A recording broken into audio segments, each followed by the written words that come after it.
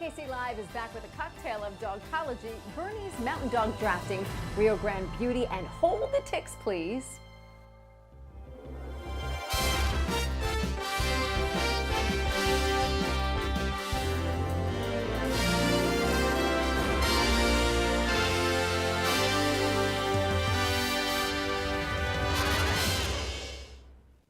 Hi, I'm Sam Ryan, and this is AKC Live, bringing you the latest dog news and entertainment from the American Kennel Club. We begin in the Northeast, Sturbridge, Massachusetts. That's where the Bernese Mountain Dog Club of America held its 43rd annual national specialty. Now, the event took place between April 30th and May 5th and included many events such as conformation, agility, obedience, rally, and drafting. So let's take a look. Today we celebrate that fluffy, gentle giant, the Bernese Mountain Dog. We are in Sturbridge, Massachusetts. There are people here from all over the country and also outside the United States. Like Tim and his dog Hattie, who came here straight from their farm in Canada. This is Hattie. She's a Bernese Mountain Dog. We're from up in Canada, and it gets cold up there, so we needed a hardy outdoor dog. We have one. Today we're doing some carting exercises, or draft as you guys call it down here. Bernese Mountain Dogs, nicknamed Berners, come from Switzerland, where they've pulled carts for centuries. They've pulled milk to the creamery and all of the produce to the market. They've been drafting for a long time. My name's Elizabeth Fletcher, and this is Keeper. Elizabeth and Keeper are doing a novice test today. The first thing you have to do is pass an obedience, which is just sit, come, heel, about turn. And then you do a maneuvering course. It's called a freight haul, so it proves that they can haul the freight. It's a half-a-mile walk, which simulates the Alps in Switzerland, where these dogs originated from. Berners can carry up to 2,200 pounds. That's almost 20 times their own weight. They're strong, yes, but they're also agile. Just down the hill from the freight hall, Berners are racing around on the agility course. We're running 2 trials. So this morning's trial was fast, standard, and jumpers. Watching these big guys jump, duck, and weave is really a sight. Just because of their size, it's a little more challenging for them, so it's a little more fun, I think. They've got to go through tunnels that small little dogs go through, which is the same, same size that these guys have to go through. Berners are bred for snowy weather, so you gotta find a way to keep them cool in this heat. Huckleberry, Huck. You wanna go swimming? Wanna go swimming? There are a million reasons to love the Bernese Mountain Dog. We saw a Bernese Mountain Dog and fell in love with it. I love their bone, I love their head, I love their coat, their look. And they are a very intelligent dog. They're not a needy dog. They're great people dogs. They love kids. If you want them to be a couch potato, they'll be a couch potato. But if you want a nice working dog, they'll step up to the plate for that too. Once you get bit by the bug, there's no going back.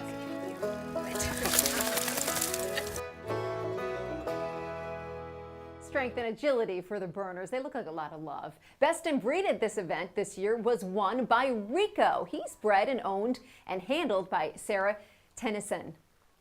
Well, last weekend, the Rio Grande Kennel Club held its 100th all-breed dog show on May 12th. That took place in Albuquerque, New Mexico. The Rio Grande Kennel Club was founded in 1932. It's New Mexico's oldest nonprofit canine advocacy group.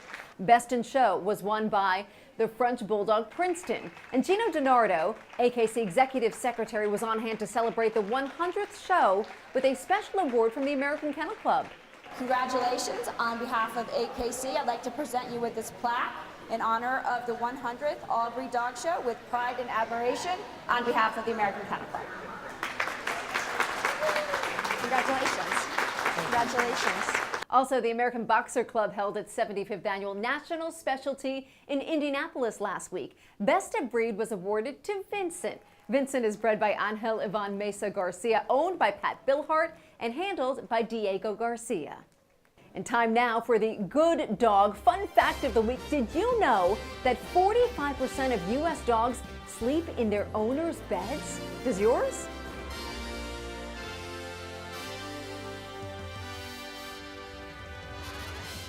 May is Lyme Disease Awareness Month, and with the warmer spring weather, our dogs will be spending more time outdoors. Cases of Lyme disease have more than doubled in the United States in the last 10 years. Well, here are some tips to help you combat this problem.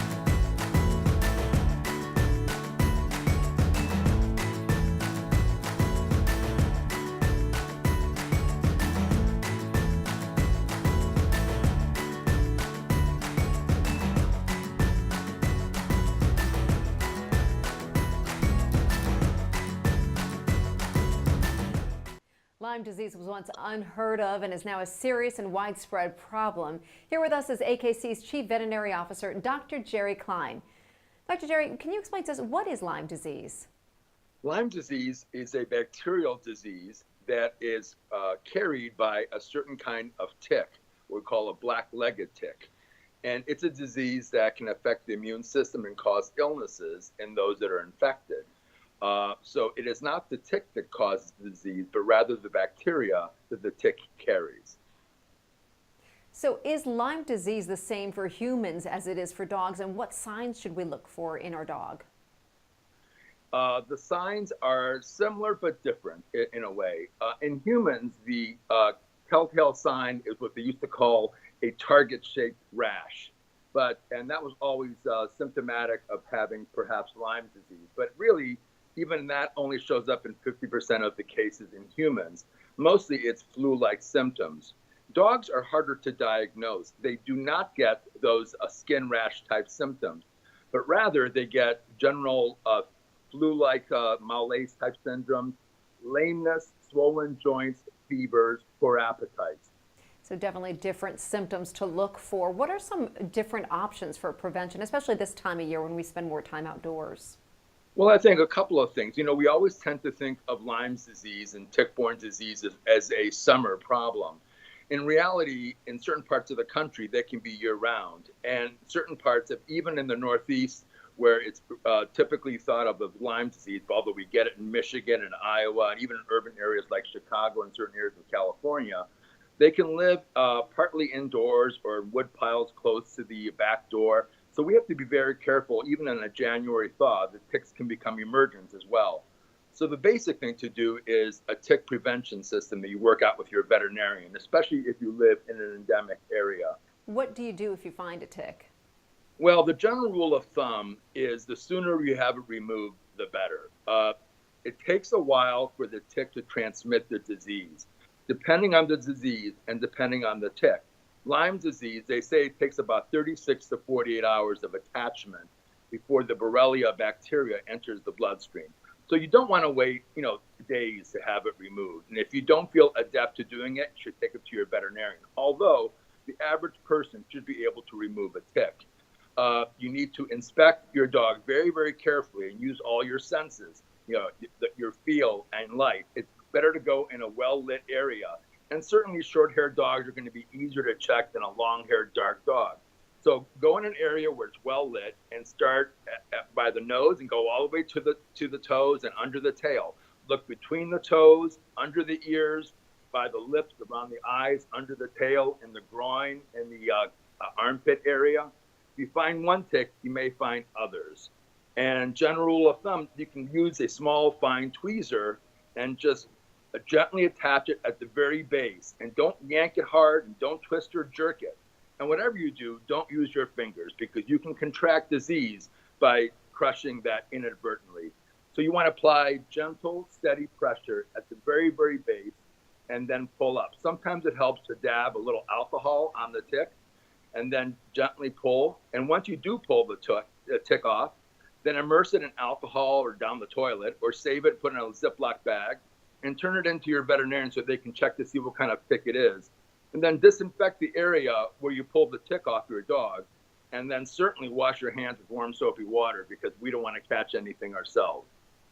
Absolutely. Dr. Jerry Klein, thank you so much for your time and for your advice. Thank you. We all grew up watching TV or reading books about fictional dogs, and chances are you still have a favorite. AKC goes off leash and asks, Who's your favorite fictional dog? Wow. Oh, Never Ending Story Dog. The flying one. Huckleberry Hound. Yeah, I'm showing my age. I would have to say Lassie. Yeah, Underdog. Underdog. He was a good dog. He was like a super dog because he reminded me of Superman. Snoopy. I like Snoopy. Snoopy. Yeah, Snoopy. Yeah, I was on Snoopy, yes. I have actually a Snoopy lamb. Spike from the Rugrats. Clifford, the big red dog. Rin Tin Tin. Grover. And Going with Courage the what's Cowardly with Frankie Dog. Muniz? Ghost Spot Run or There was also Cat Dog. Cat Dog? Cat Dog TV was show great. Cat Dog was Except the I'm not a best. cat person. Not a cat Yeah, person. allergic. but what about Scooby-Doo? Ruh-roh, probably my favorite. Well, as you can see, people have plenty of fond memories of their canine television and book stars. It's those same people who might be very interested in our next segment, as we are joined by the author of Dogtology, a book for the dog-obsessed Jeff Lazarus. Thanks for coming on AKC Live. Well, thank you for having me. This is going to be fun. Certainly is. You're clearly a dog lover. Okay, so what is Dogtology? Well, Dogtology is the fact that I can't go without seeing a dog every day. In fact, I have to say hello to every dog that walks by or even across the street. I can't get enough of dogs. I'm obsessed with dogs, just like a lot of people. And Dogtology is really about our near worship of dogs. Well, some would argue it's literally worshiping dogs. Right? Well, not really. Well, yes, it is. It's the belief in dog, one of the most popular beliefs on earth. Okay, so you said basically every day you have to stop every dog you see. Got to ask you this, put you on the spot. What's the latest thing that you learned about a dog? The latest thing I learned about a dog was actually, what was that dog's name? Luke. It was really funny. Luke was so interested in that ball that his little human sister was playing with him, and Luke actually wasn't interested in being pet by me. He just wanted me to throw the ball. We learn about dogs every day, right? We learn about ourselves, really a lot more than them. Dogs are very simple. Love, unconditional love, play, bacon, car rides. But it's really about us and how patient we're not and how we need to know how to have more fun, just like Luke. What do you hope the reader gets from reading your book? I want the reader to see themselves in the book. And it's really the most common feedback I get is they say, you wrote this book about me, didn't you? I said, yeah. And they said, how did you know I do all these things with my dog or for my dog? And I say, because we all do. We're all obsessed. This is a celebration of us dog lovers. So the reader will read it and go like this. Yep, that's me, or that's my friend or my sister, and have a laugh at themselves. All right, Jeff, so final question. Before you joined us, the last segment, we took a poll, wanted to know what our viewers thought their favorite TV dog was growing up. Tell us, what was yours? I always loved Eddie on Frasier. Oh, thank you for sharing. Jeff Lazarus, Dogtology. Thanks so much for joining us. So thanks for having me. AKC TV is excited to bring you a new episode of our Meet the Breed series featuring the Afghan Hound. If you want to learn more about the majestic Afghan Hound, make sure you stay tuned directly following AKC Live. Here's a sneak peek. Imagine a breed with glamorous good looks, the speed of a racehorse, and a history like no other. Meet the Afghan Hound, one of the world's oldest dog breeds.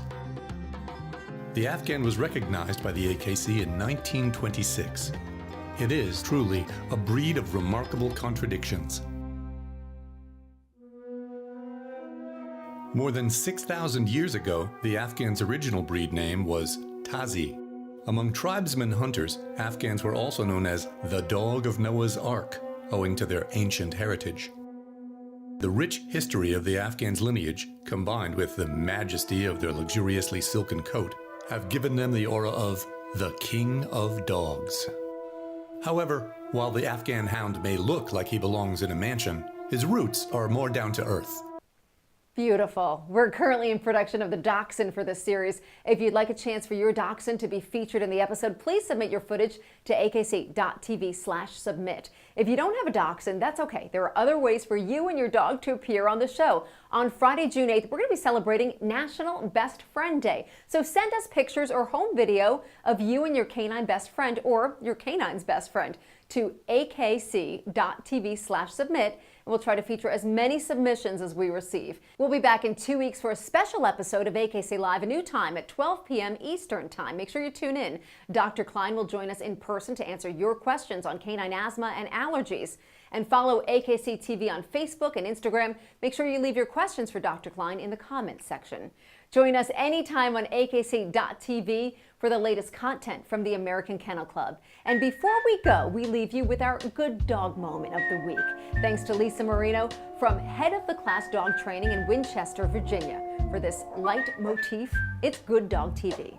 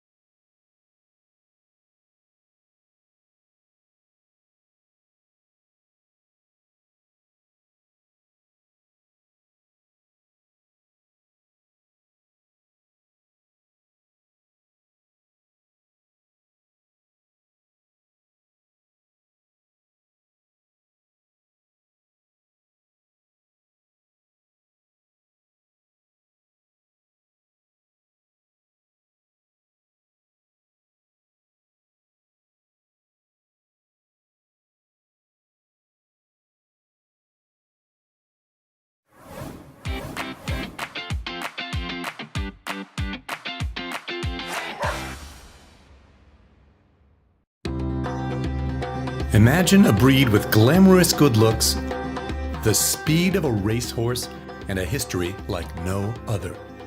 Meet the Afghan Hound, one of the world's oldest dog breeds.